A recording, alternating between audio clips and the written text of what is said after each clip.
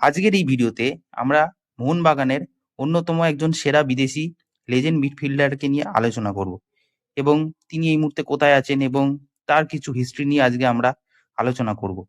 তো কোন সেই মিডফিল্ডার? তো তিনি হচ্ছে একজন স্প্যানিশ মিডফিল্ডার, যিনি 2019-20 আই লিগ সিজনে কিন্তু মোহনবাগানকে চ্যাম্পিয়ন করার পিছনে একজন অনবদ্য ভূমিকা রেখেছিলেন। তো কোন সেই মিডফিল্ডার? তার নাম হলো জোসেফ বেইতিয়া। আশা করি তোমরা অনেকেই বুঝতে পেরে গেছো তো আমি কার বিষয়ে কথা বলছি। তো এই সেই জোসেফ বেইতিয়া, একজন স্প্যানিশ ফুটবলার, যিনি ভারতে সত্যি একটা বড় প্রভাব ফেলেছিলেন। আর স্পেন থেকে শুরু করে তিনি ভারতের এই আই লিগে নিজের সেরা সেরা কিছু মুহূর্ত রেখে গেছেন। এই জোসেফ বেইতিয়া জন্মগ্রহণ করেন 29শে সেপ্টেম্বর 1990 সালে স্পেনে। ছোটবেলা থেকেই তার ফুটবলের প্রতি খুব ভালো আগ্রহ ছিল।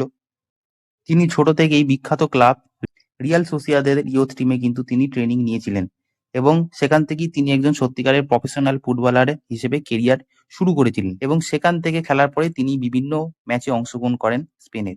তারপর সেখান থেকে তিনি বিভিন্ন রকম স্প্যানিশ ক্লাবে খেলেছিলেন, যেমন স্যারনিনা, সোমোজাস, মার্বেলা, এছাড়া রেসিং ফেরল, এরকম অনেক ছোট ছোট কয়েকটা স্প্যানিশ ফুটবল ক্লাবে কিন্তু খেলে নিজেকে গড়ে তুলেছিলেন এবং ভালো একজন মিডফিল্ডার হিসেবে নিজেকে প্রতিষ্ঠা করেছিলেন এবং সেখান থেকেই তিনি একজন সেরা অ্যাটাকিং মিডফিল্ডার তৈরি হয়।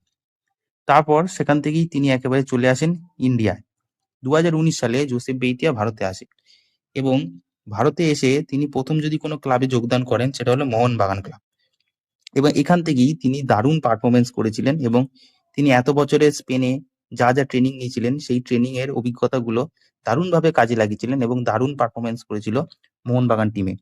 এবং তিনি 2019-20 সিজনে এসেই কিন্তু মোহনবাগানকে আই লিগ জিততে সাহায্য করেছিলেন এবং সব গুরুত্বপূর্ণ ম্যাচেই বিভিন্ন গুরুত্বপূর্ণ ম্যাচে গুরুত্বপূর্ণ সময় তিনি তার অ্যাসিস্ট থেকেই কিন্তু দল গোল পেয়েছিল এবং তার অ্যাসিস্ট থেকেই কিন্তু গোল পেয়েছিল এবং দলকে চ্যাম্পিয়ন করেছিল।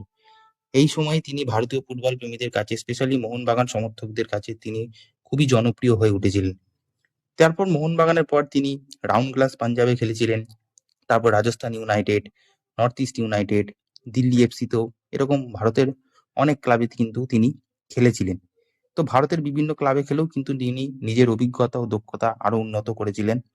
এইভাবেই জোসেফ বেইতিয়া একজন সেরা স্প্যানিশ অ্যাটাকিং মিডফিল্ডার হয়ে ওঠে। তার পাসিং, তার খেলার কন্ট্রোল খুবই ভালো ছিল এবং তিনি মাঠে দলের খেলা পরিচালনা করতে খুব ভালো পারদর্শী ছিলেন। এইভাবেই স্পেন থেকে শুরু করে ভারতে জোসেফ বেইতিয়া দেখিয়েছেন নিজের কঠোর পরিশ্রম আর প্রতিভা দিয়ে করে সফল হওয়া যায়।